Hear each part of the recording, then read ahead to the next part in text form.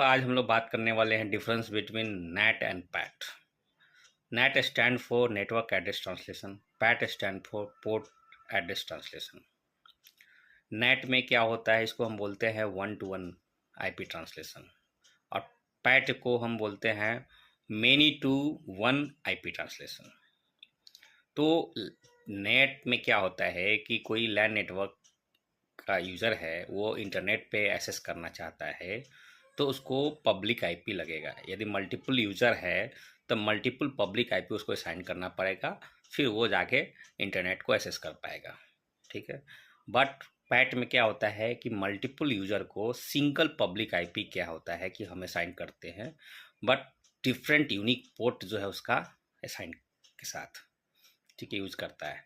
जिससे वजह से क्या होता है कि मल्टीपल यूज़र जो है आपको सिंगल पब्लिक आईपी के थ्रू जो है वो यूनिक पोर्ट असाइन करते हैं, जिसकी वजह से वो इंटरनेट को एक्सेस कर पाता है।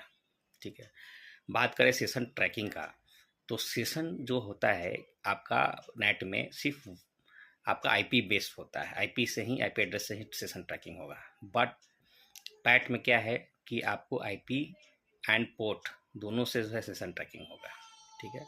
बात करें तो स्केलेबिलिटी का, तो स्केलेबिलिटी जो है बहुत लो है नेट में, बट पैट में क्या है, हाई स्केलेबिलिटी है।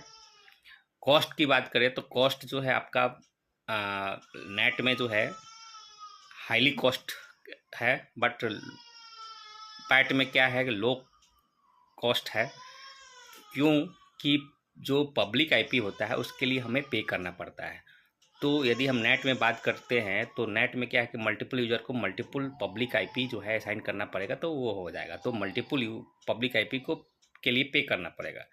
बट पैट में क्या होता है कि आपको सिंगल पब्लिक आईपी यूटिलाइज होता है, तो इसमें क्या है, कम उसके सिंगल आईपी के ही पे करना पड़ेगा। तो ये मेन डिफरेंस है। ठीक है। Thank you everyone.